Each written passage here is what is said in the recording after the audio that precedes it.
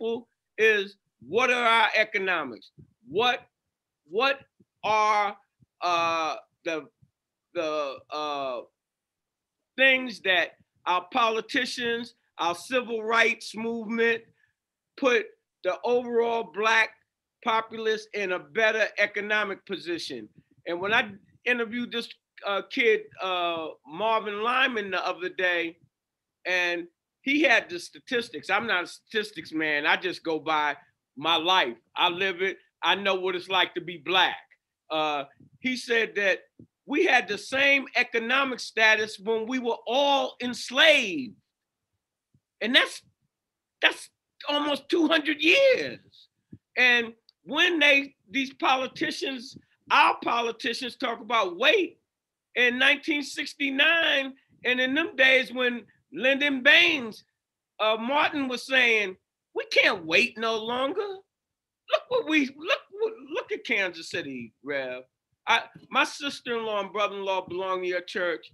Y'all be giving them turkeys and y'all be doing all of that. The white community does that, but they don't have to do that the way we do it, to the extent. The white community doesn't have to be talking about stop the killing and all of this nonsense that we're tied up in. And just frankly, like I said, I'm not going to go in on you on these issues because for one, you're a man of God and you really need to be looking on the positive side. Well, I think if you look at the progress, it's fourfold. One, I mean, the first movement was freedom from slavery. The second was moving beyond Jim Crow restrictions. The third was political empowerment. Now, the last hurdle, which will be the hardest, is economic empowerment. That's where we have fallen short. That's where we have a long way to go. The other three, not that we perfected them, but we've come a long way in the other three. Economics is where we fall right now. I think one of the things that we run into now is the Black folk are not a monolithic group. We don't all think alike. And so I think that's why, and I don't even know in the 60s, I wasn't alive in the 60s, but when you look at groups like SCLC and SNCC, they didn't always agree. The Nation of Islam certainly didn't agree always with what King and Abernathy and all those guys were doing. So there was some friction, but I think maybe the difference is you had you had groups you could look to. If you were with the Nation, you could look there. You could look to the Black Power movement, or you could look to the nonviolent civil rights group. I think now, because we have branched out in so many areas, it can become convoluted. And I think even some of our historic civil rights organizations may not be as strong as they once were, because people are going in so many different, Black folk are going in so many different directions. And they don't always look to the same institutions anymore. 50 years ago, you would look to SCLC, NAACP, or the Nation of Islam. That's the premise. I'm cutting you off. That's the premise of the conversation about them not leading. Because back when I was a young man, in the early, like 1960, through the 60s, that Black movement, man, it was no joke. And you had James Brown popping, I'm Black and I'm proud. You had, I'm saying, you said we're not monolithic. We was monolithic on Blackness. We was monolithic on that. You could be anything you wanted, but you had that afro, baby boy, and that stuff came out your hair that you was used to doing, because the whole Black race was trying to be united. The government had to do something about that. They had to do something about that. And if you're a student of history, you see what they did. And that killed us. And ever since then, we've gone to these schools, got these degrees, and been trained not to say certain things in the advancement of our people. Not across the board, but when we're talking real to real, we know what it is. We haven't, as I spoke to you off camera, what did the majority community, when we have our Black voice, like, you know, if we want to have this conversation for 24 hours, Black media, we own it, we can do it. Mm-hmm. We haven't been able to do that on anything because the majority community, they own 100% of all forms of media. And then when we create things, because of the economics, we wind up selling it.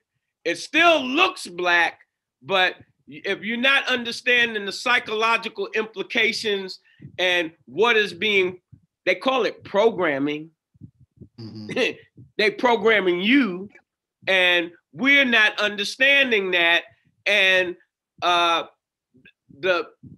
want to make this clear to NAACP, SCLC, Freedom Inc., and all. Mr. Nelson does not have any axe to grind with you. In your time, you did a yeoman's job. Atlas, holding up the community, got us to a point. But now we need younger people that are using the technologies and understanding the communications with their age group. That's why we got Rev on the program. We don't got him on the program because he looks so good. So that he can talk to you from an ecumenical standpoint and from his age group standpoint on how he's seeing things. How do you see these zip codes, Rev?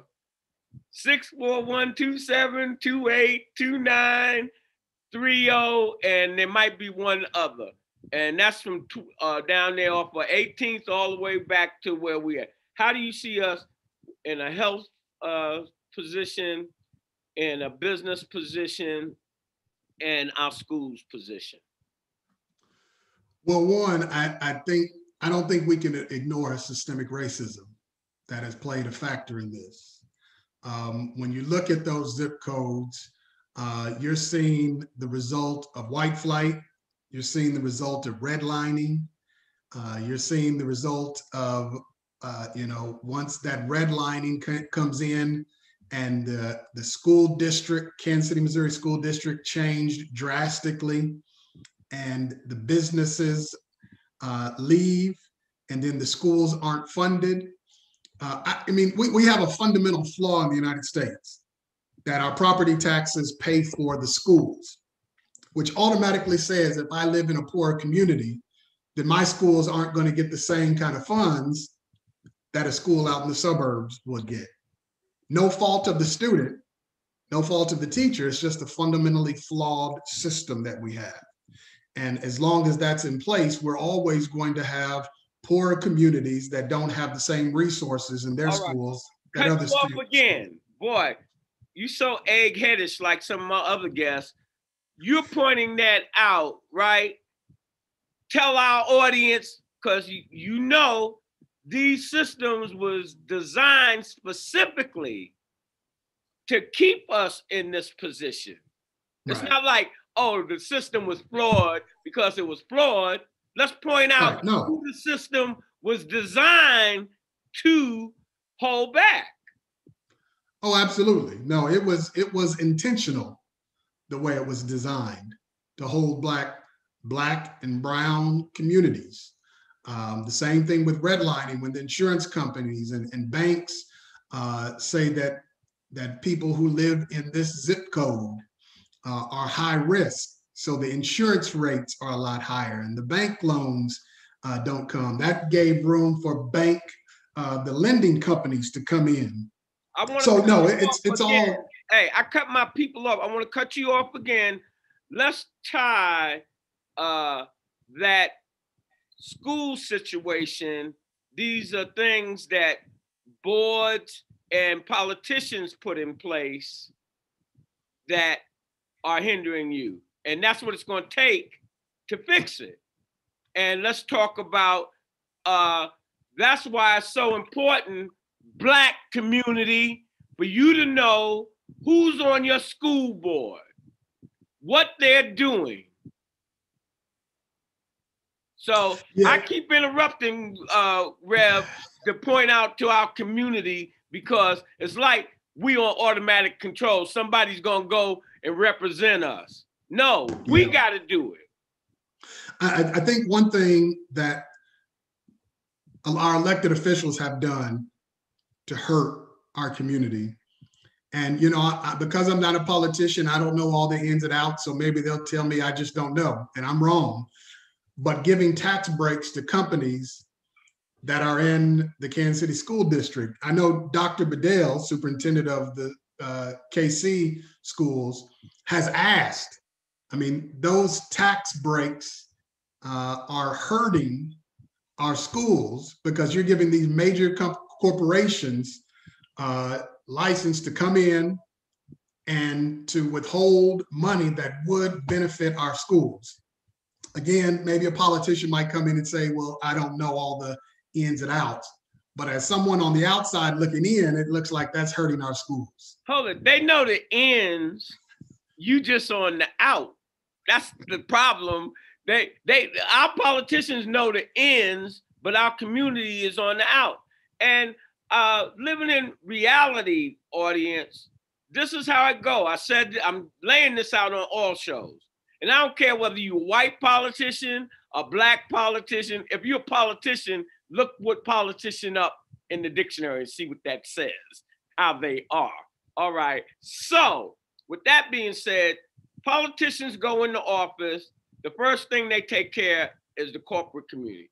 Corporate community, for the most part, in one shape, form, or whatever, they are the ones who finance most campaigns, whether it's through people that work for the corporations or whatever. They have a corporate mindset. They're going to take care of that business first. Then, if you don't really have a strong community, the next business going to be taken care of is their business. Whatever their business is, to help them climb the economic ladder. And I don't care who you are or what color. We living in a world of economics. I'm like Reverend Knight. Because I got my roads don't mean that I'm not doing what I'm supposed to be doing in our community. And that's where we get it mixed up. When we see our people rising economically, oh, they must be doing something wrong. No, it's no dichotomy. It's like Cascade Media making money and serving the community. That goes together like peanut butter and jelly. But now the community's business is taken care of third, if you don't have a strong community. Now, you mentioned our neighborhood situation. All right, with our neighborhood councils and what have you. This is how it works, and I'm not in a white community, but this is how I think it works. When these new communities come together, the new developments, they form a block association. That block association, basically the people in the community, they fund it and do everything. Then they get themselves organized. Then they go to whatever city hall or county or wherever it's go, and they get with them because they know money's supposed to be allotted for their community organization. And they tell them what they want. With ours, the city puts it out there. All of our people are on some type of subsidy because we don't get nothing. So anything that they throw out, we try to be appreciative. So the city and their masters are really controlling all of our community organizations, because without their funding, they wouldn't be. In the white community, whether they being funded by the city or whatever, they're gonna find a way to have the companies that are working in those communities and individuals to finance whatever. And that's where leadership comes, in my mind, Rev. Yeah, I mean, I think if neighborhood associations in the urban core came together, and there are some strong neighborhood associations then they could make demands from elected officials as opposed to an individual. An individual going to City Hall doesn't have much power. But if you're going representing an entire neighborhood, that speaks volumes. They have to listen. And so I think one thing that has to happen is we have to develop stronger neighborhood associations in the urban core so that we can have a stronger voice. Do you think also, when you said that, what popped in my mind in the 70s, being a committee man was big thing back then. Mm-hmm. I don't know how that is right now. Yeah, I don't know that I would call it being a big, Yeah, well, I'm saying because we were Freedom was such a powerhouse, man. Yeah. And when I say committee man, I remember when Carl Bussey got the committee seat, our little group, man, we was sky high. When Fuzzy and oh boy, what's the white pastor? Sam Man. Huh? Yeah. Sam Man. They was going down to Nicaragua and they was getting involved in all the world stuff. Sky high. That ain't had nothing to do with no daggone economics. We was, hey, we're gonna have a voice around here in Kansas City, and we're gonna be at the table. Any meals being served, we're gonna have a plate and a seat at that table. And now they serving meals, and damn, we in Lee Summit somewhere. Yeah, it's a lot of change, and I think, and that goes back to what I was saying. I think the Black community, we think differently. People have different approaches, and so there isn't one large or even several large movements. There are like 1,000 different movements, and so we don't all come together. Even the Black church. A lot of our institutions are not as strong as they once were. The Black church is not as strong as it once was. I don't think our civil rights organizations are as strong as they once were. And because of that, I think we lose some ground.